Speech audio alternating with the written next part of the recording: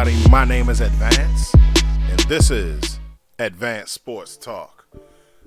I hope everybody had a very filling Thanksgiving.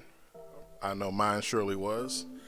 So, Thanksgiving is known for two things, or three things actually: turkey, football, and cranberry sauce. So, alright, so we're going to get into these football games.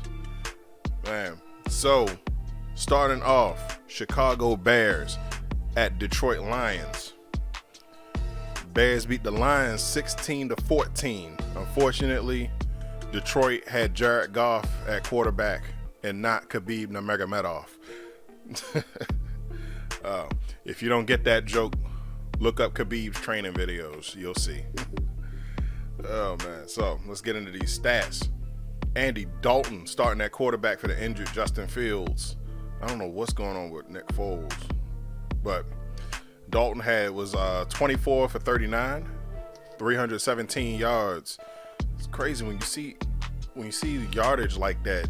You wonder why they only scored 16 points. It's crazy. All right, one touchdown, one interception.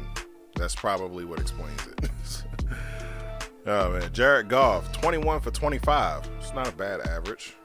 171 yards, 2 touchdowns. Man. Darnell Mooney, the clear standout. 5 out of 8 receptions for 123 yards.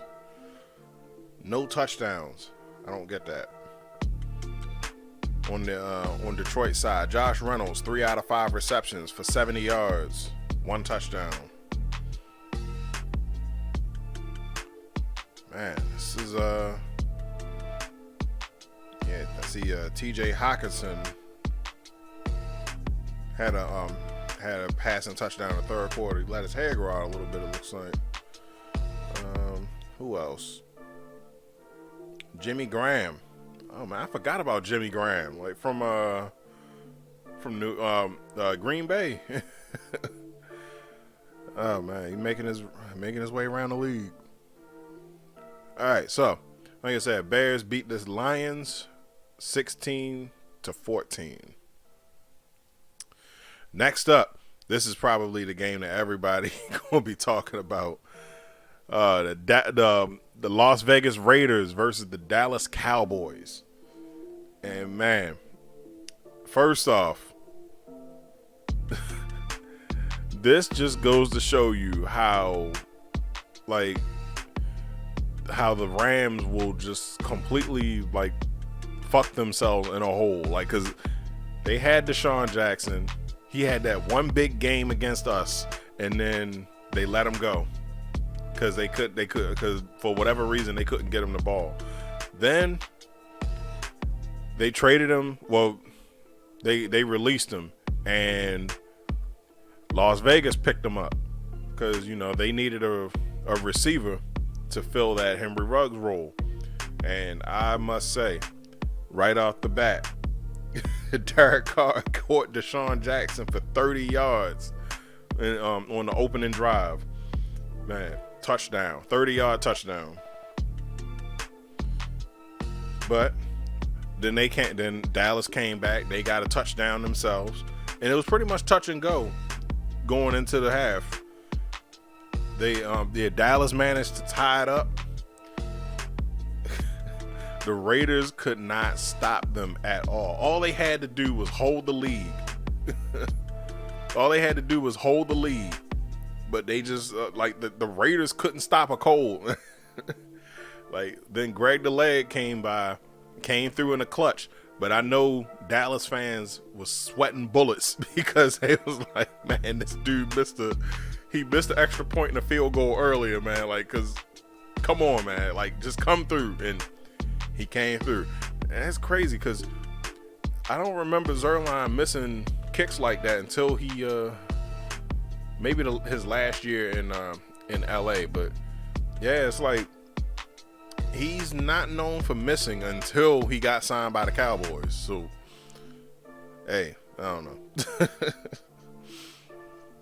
But yeah, so long story short, game went into overtime.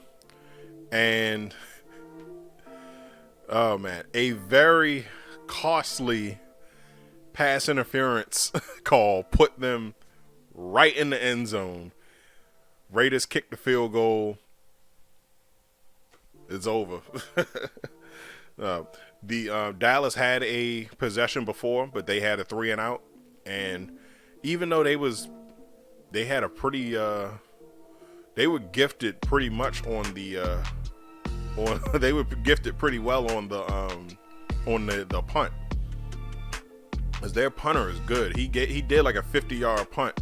So in theory, Las Vegas should have got the ball like right around the 50 or the 45, but they pretty much ended up. I think that there was also a penalty too that pushed them back a little bit too, but they ended up getting the ball at the 23. So basically, Vegas had they had a touchback basically. So I mean, hey, they had it. they was lucky in that aspect. Then come to find out, oh man, the penalty, the pass interference penalty. Oh man, that placed the Raiders right in the red zone. It was like, all right, hey, where you want to kick it from? All right, hand it off to Jacobs. Jacobs run right up the middle, like man. So Carlson ended up kicking the field goal. No, not Tucker Carlson. Kicked the field goal. Game over. And that chucked another dagger in the heart of Dallas fans, because I know that they was all cheering and it was like, yeah, we about to win, we about to do that. And then but man, and it's especially bad because Dallas just came off of a heartbreaking loss Sunday, so I think, man, what it was like Dallas started smelling that air. The air gets thin at the top, so they got up there. They was like, oh snap, we number 3 in the NFC. It's like, man, it's I feel kind of lightheaded. Oh man, so yeah, they collapsed. But yeah, this is the second half of the season, so usually this is where teams that were feeling themselves in the first half of the season usually start collapsing. I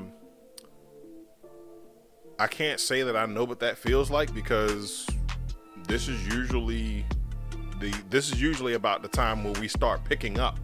So yeah, that defense that's been a little bit questionable in the first 4 games of the season. Yeah, you about to see that. You about to see that change. Yeah, our defense is the Bucs defense is about to come alive, and then we're gonna be the same. We're gonna be that Super Bowl defense.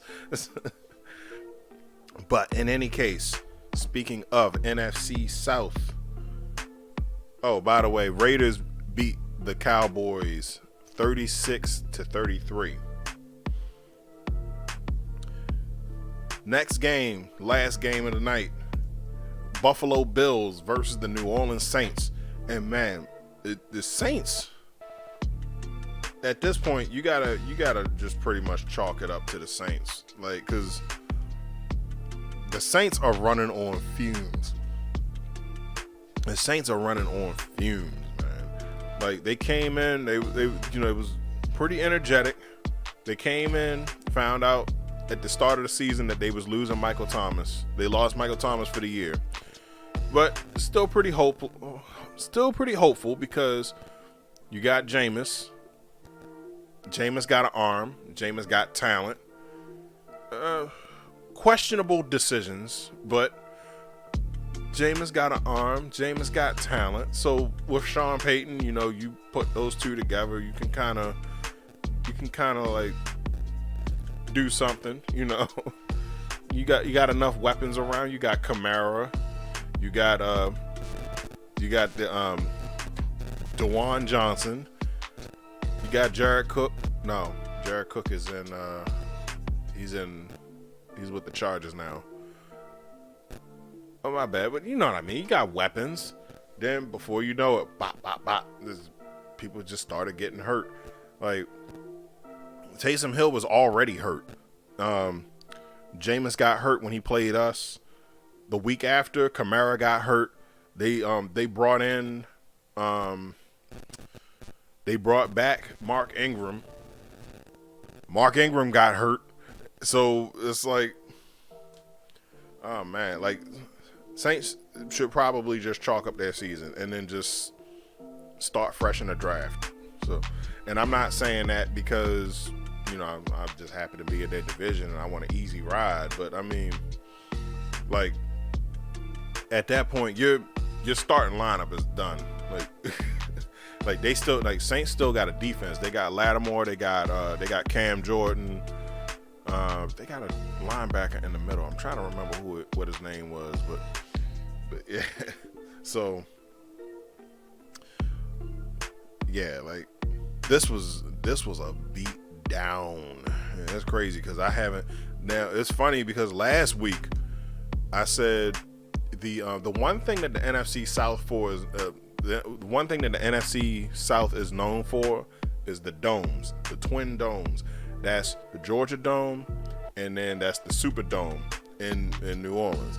So they like the one thing that they say is like those domes are impenetrable. So when you go in, like it's a rarity that you know that the home team loses. But last week the Falcons got stomped by the Patriots. This week the Saints got stomped by the Bills. So like man, AFC East is having a field day. But now, to be fair, the Falcons is probably on the tail end of a decline. And this year, as I've just said, New Orleans just caught a bad case of the injury bug. So yeah, they are that's just bad though. So now Bills beat the Saints 31-6. So we're gonna see what the rest of the NFC looks like.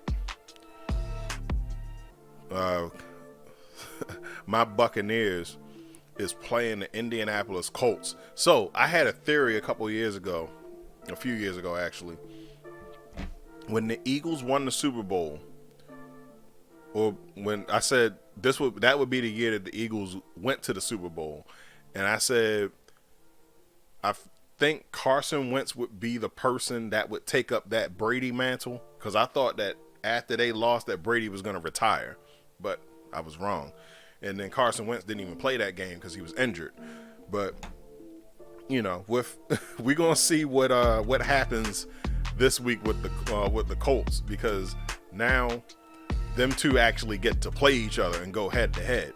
Well, obviously not, because they Tom Brady neither of them play defense, but you know what I mean. They get to match offenses and see who's greater. And then don't be in the comment sections talking about, oh well, Tom Brady already got weapons and this, that, and the other, blah blah blah. I'm just talking about strictly quarterback play. How do you take advantage of a defense, or how do you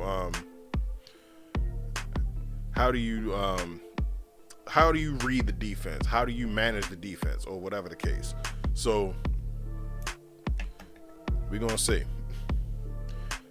8:00 game, Browns versus the Ravens. That's gonna be a tough one. Let's see. Falcons and Jaguars, flip a coin. Jets and Texans, interesting. Flip a coin. Titans and Patriots, that could be interesting. It's a lot of interesting games this week. Eagles and the Giants. Eagles, clearly. Steelers and the Bengals.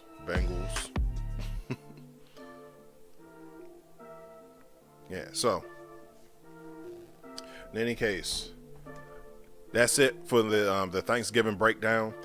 Hope y'all got some plates made. I always find that it's best for you to make your plate before you eat. That way you can guarantee that you get everything. But Anyways, that's just by the time you're watching this, it's probably already you probably already gotten into your leftovers. So